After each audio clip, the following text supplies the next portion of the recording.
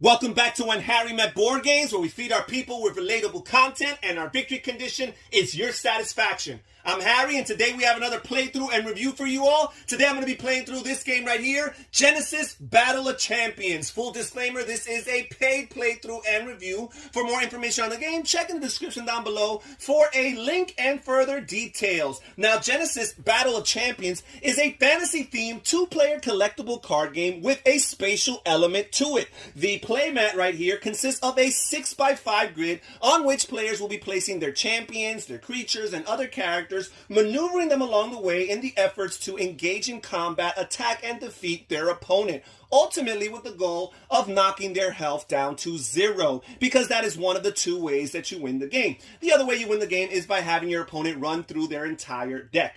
Now, in order to play Genesis Battle of Champions, not only will you need one of these 6x5 player mats, but you're also going to have to construct and build your own deck. And there are very particular rules as far as deck construction is concerned. First of all, the game refers to the deck as your timeline. Also, your timeline or your deck must consist of no fewer or no more than 50 cards. It must be exactly a 50-card deck.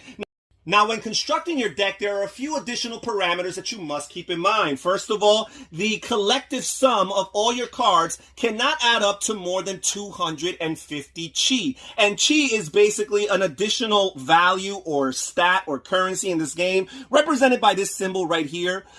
This character here, Rajazi Lion, has a chi value 6. And you must add up the total of all your 50 cards in your deck, and they must equal to 250 or less. Also, at the beginning of the game, each player should choose a starting champion. And the champion basically represents them as a character. It embodies them as an entity in the actual physical space of the game. And it grants them additional abilities and powers and determines all their stats, including their health.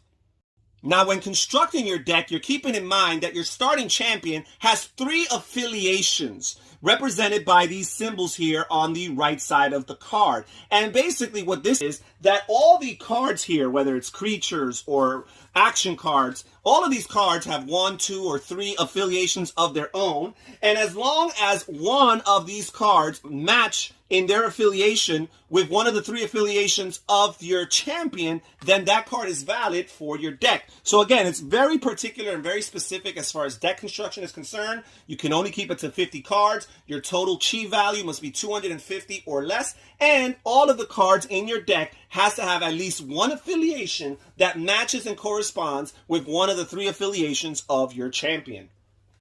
Now let's talk a little bit more about the champions and the anatomy of the cards and any additional terminology that might be relevant for the game. So first of all, here with Raha, this champion, on the upper left-hand corner, you see these 3 stats that are very, very important for the game. First of all, we have this red banner here with this heart symbol, and that represents Raha's health. She has a starting health of 22. And I'm using these dice right here on the side to indicate and represent her health. So basically, once she loses those 22 health, that is when the other player would win the game. Then we have this blue banner here with this symbol, and that represents your aura. And aura is basically an additional currency in this game, which is used in order to play certain cards and actions. And this character here, Raha, starts with 95. And I'm using these specialized, customized dice here in order to keep track of her aura. Then on this green banner here with this flame symbol, we have Raha's energy reduction. And energy is an additional currency in this game. It's another way of paying for cards or for actions. And basically, the way you pay for those actions is you would discard cards from the top of your deck equal to the amount of energy that the action or the card requires. Now with Raha here, she'll have 1 energy reduction. So whatever she must pay in order to activate those particular energy specific actions, she can reduce the cost by 1. Then in the center of the champion's card here, we have this 3x3 grid, which is their awareness. And the awareness basically represents the areas on the board that the champion can target with an attack. So this arrow here on the bottom represents the champion and the direction they're facing. And it basically tells us that Raha here can hit anybody immediately in front of her. Also, Raha can target anybody that's diagonally to her upper left and upper right. And also, Raha can target anybody that is immediately behind the space that's in front of her. So these are 4 areas in the board that Raha will always be able to target with her attacks. Some additional information we find in the card. We see that Raha is a human elf archer and a demon's arm. Also on the bottom of the card, we see some unique abilities particular to Raha. We see these 2 swift abilities that she has, and I will explain the keyword swift shortly. But we see that she has an attack of 2, which allows her to deal 2 range damage to a target that's in her awareness. Also, she has this area range attack of 1, which allows her to deal 1 range damage to everything in her awareness. And on the right-hand side here, we see that every time the player carries out one of Raha's actions, they're going to have to exert her. And exert basically means, first of all, we place a token, something to indicate that the character has been exerted.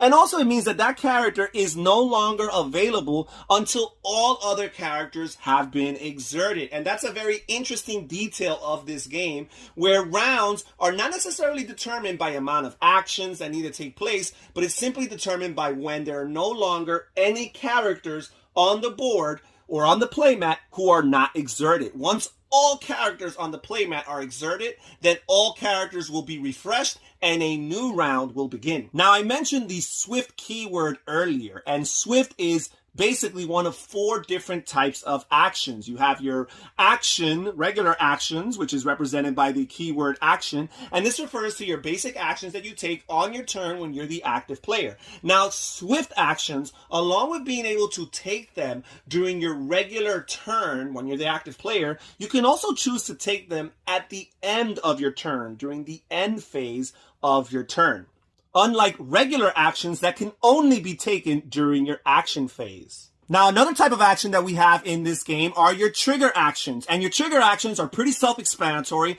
These are actions that can only be carried out by the player under very particular circumstances according to the text on the card. Finally, the 4th type of action we have are your continuous actions. And your continuous actions, again, very self-explanatory, are actions that are going to be permanently available for you for the duration of the game. So now we're going to show you how the game actually plays. We're going to simulate a few rounds for the purposes of this video. So first of all, each player starts by taking their champion and placing it on the center space of the grid closest to them on their side of the playmat. So again, this player here will have Raha, and this player here will have Malik as their champion. The players will each draw a starting hand of 5 cards. Now, Genesis Battle of Champions is played over the course of an indeterminate amount of rounds until a player can make their opponent's champion run out of health or run through their deck, otherwise known as their timeline. So first we're going to randomly decide who the starting player is through a die roll or the flipping of a coin. We're just going to say that Raha here will be the first and starting player. At the beginning of the round, each player would refresh all of their exerted characters. In this case, we are just starting the game, so none of the characters have been exerted. We start the round with each player drawing 1 card and adding it to their hands. And then we're going to alternate turns until all of the characters on the playmat have been exerted. And that would trigger the end of the round. Now, the first thing that happens on a player's turn is the move phase. And for the move phase, you can choose any character of yours that's already on the player mat who has not been exerted. When you move your character, you can move them 1 space in any direction. You can move them a space forward, or you can move them to the left, or you can move them to the right, or you can move them back if that space is available. Also, when you move your characters, you can choose to rotate them 90 degrees to the left or to the right to change their orientation and therefore change the targets that would be in their awareness. You can always choose to rotate your character without moving them, or you could choose to move them and not rotate. Also, if you want to, you can move your character 2 spaces forward. However, this would immediately bring you to your end phase. Therefore, you would be skipping your main action phase. So for this player's move phase, they're going to choose to move their character 1 space forward. Now we enter the second phase of a player's turn, which is the action phase. And for the action phase, we can play as many cards as we want and or can afford. And early on in the game, you can afford a lot because, again, the main currency of the game is your aura, and you start with a good amount of it. For example, Raha here starts with 95 aura. However, you might not want to play all your cards early on. So there are lots of different types of cards that you could play from your hand on your turn. You can play technique cards or spell cards, which are kind of like one-time actions and or abilities. You also have what the game refers to as your summon cards. And your summons are basically creatures that you beckon. You place them on the grid, and there are additional characters that you can control and manipulate in order to engage in combat. So the first thing I'm going to want to do is I'm going to want to put this Androthera lion and beckon this character here. I'm going to place it right here in front of my champion. And this is going to cost me 7 aura according to this right here. So I will lower my aura by 7, bringing it down from 95 to 88. Now, when a creature is first beckoned, it is immediately exerted. Therefore, its actions are not yet available to the player. I will indicate that this character here has been exerted by placing this token on top of the card. Now, I also want to play this creature here, the Rajazi Lion, which will cost me an aura of 15. I will place this right here. I will lower my aura by 15, bringing it down from 88 to 73. And I will place this token here to show that it's been exerted. Finally, I will also beckon this Fear Cub here, which costs me an aura of 6, and I'll place it right there. Lower my aura by 6 to 67. I will place a token on it in order to indicate that it's been exerted. And now Raha is surrounded. She's protected by these creatures. Now you can always choose to carry out any regular actions or swift actions that your champion has on their card, but none of them are relevant to the current situation. So I'm going to choose to move into my end phase. I'm going to no longer carry out any actions, and I'll indicate this by exerting Raha. So now we're going to move on to this player's turn here, and they're going to choose to move their champion Malik here up by 2 spaces. And again, because they chose to move their character 2 spaces and not 1, this means that they forfeit their regular action phase and move straight into their end phase. Now, Malik here does have a swift ability, and these swift abilities can be carried out during the end phase. So here he has this basic attack of 2. He gets to deal 2 damage to a target in his awareness, and his awareness is the space in front of him. So he's going to be able to deal 2 damage to this Androthera, this lion here, who only has a health of 1. So a damage of 2 will be enough to kill this character. And we'll place a token to indicate that Malik has been exerted. Now, as you can see, all the characters on the player mats have been exerted. So this means that this round is over and we will proceed to the beginning of a new round. So the starting player from round to round will always be the same player. So Raha here will go first. And we will begin by clearing all the characters of any exert tokens. Now all the characters have been refreshed and they are all available for action. We will also start the turn with each player drawing an additional card to their hand. Also, at the beginning of a round, each player will draw 1 card and add it to their current hand. So now this player will go, and they will choose any one of their characters to activate for this turn. And they're going to choose to go with the Fear Cub here. So the first thing you do is your movement phase, and we're going to move this character 2 spaces, 1 over here and 1 right here. Now we're going to choose to go straight into the end phase here and use the Fear Cub's swift action, which allows it to deal 2 damage to a target in its awareness. And its awareness is only the space immediately in front of it. So Malik here happens to be here. So we're going to deal Malik 2 damage. He starts with a health of 30. So we're going to lower his health to 28. And we will place a token here to indicate that the Fear Cub has been exerted. And now we're going to proceed to this player's turn right here, and they are going to bypass their movement phase. They're going to stay right where they're at, and they're going to just begin to beckon a few summons here. So first of all, we're going to put this Behemoth here, which is going to cost them 20 aura, and we're going to place this Jalarian Hound here for an additional 9 aura, and finally, we're going to place this Payunad Zombie Hound right behind him for an additional 15 aura. So that's a total of 44 aura right there, bringing their original number of 80 aura all the way down to 36. And all of these characters come in immediately exerted. And now this player will go into their end phase and they'll choose to use their swift action here, which will be dealing 2 damage to any character that's in their awareness. And we have this Fear Cub here who only has a health of 1, so 2 damage is more than enough to defeat it.